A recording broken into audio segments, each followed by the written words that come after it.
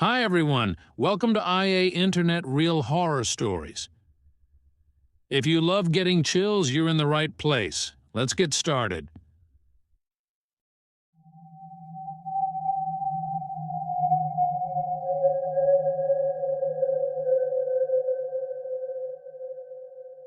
I'm not sure why I'm writing this down on paper and not on my computer. I guess I've just noticed some odd things. It's not that I don't trust the computer. I just need to organize my thoughts. I need to get down all the details somewhere objective. Somewhere I know that what I write can't be deleted or changed. Not that that's happened. It's just everything blurs together here, and the fog of memory lends a strange cast to things. I'm starting to feel cramped in this small apartment. Maybe that's the problem. I just had to go and choose the cheapest apartment, the only one in the basement.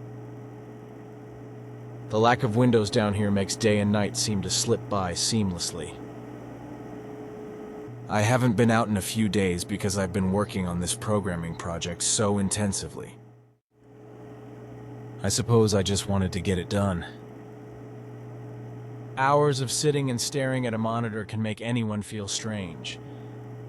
I know, but I don't think that's it. I'm not sure when I first started to feel like something was odd. I can't even define what it is. Maybe I just haven't talked to anyone in a while. That's the first thing that crept up on me. Everyone I normally talk to online while I program has been idle, or they've simply not logged on at all. My instant messages go unanswered. The last email I got from anybody was a friend saying he'd talk to me when he got back from the store, and that was yesterday. I'd call with my cell phone, but reception's terrible down here. Yeah, that's it. I just need to call someone. I'm going to go outside. Well, that didn't work so well. As the tingle of fear fades, I'm feeling a little ridiculous for being scared at all. I looked in the mirror before I went out, but I didn't shave the 2-day stubble I've grown. I did change my shirt, though, because it was lunchtime, and I guessed that I'd run into at least one person I knew. That didn't end up happening. I wish it did. When I went out, I opened the door to my apartment slowly. A small feeling of apprehension had somehow already lodged itself in me for some indefinable reason. I peered down the dingy gray hallway, made dingier by the fact that it was a basement hallway. On one end, a large metal door led to the building's furnace room. It was locked, of course.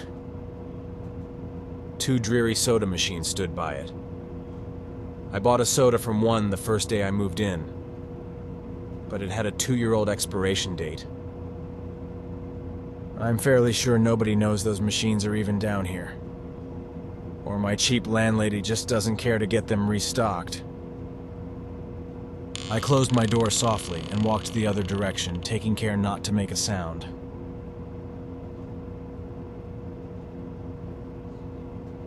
I have no idea why I chose to do that, but it was fun giving in to the strange impulse not to break the droning hum of the soda machines, at least for the moment.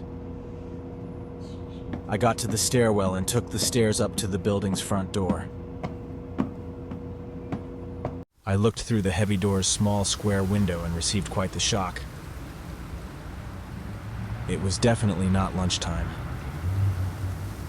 City gloom hung over the dark street outside, and the traffic lights at the intersection in the distance blinked yellow.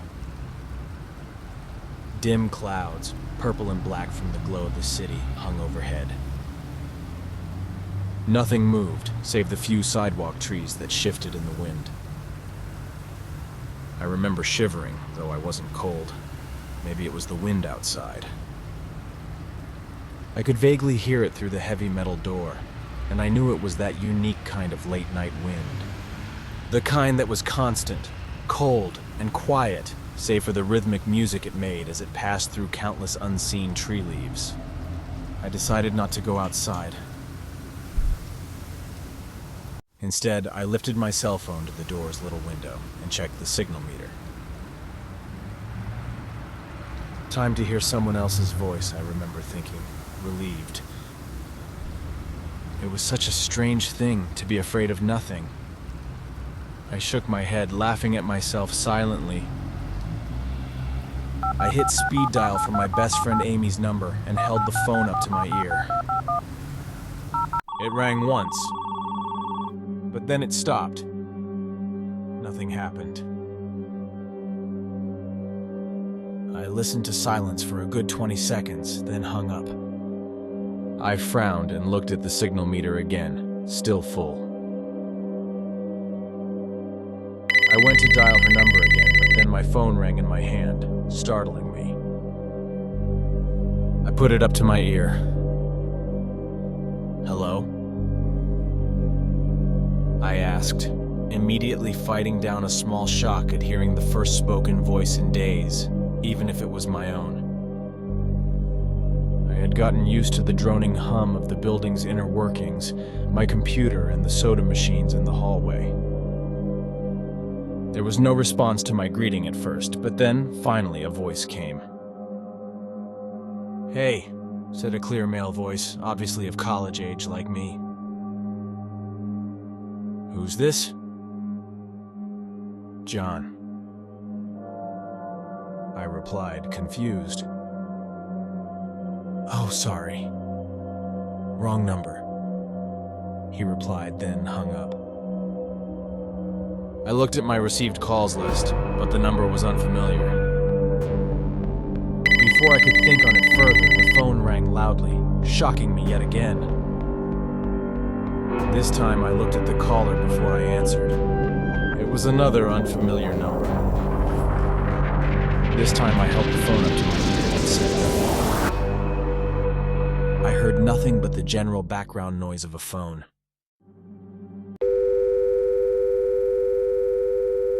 "John?" Amy's familiar voice broke my tension. I breathed a sigh of relief. "Hey, it's you." "Who else would it be?" "Oh, the number. I'm at a party on 7th Street, and my phone died just as you called me. This is someone else's phone, obviously." "Oh, okay," I said. "Where are you?" she asked.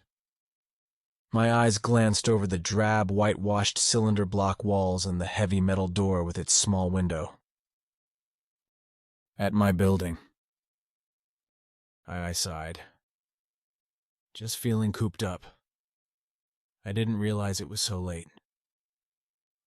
"You should come here." Nah.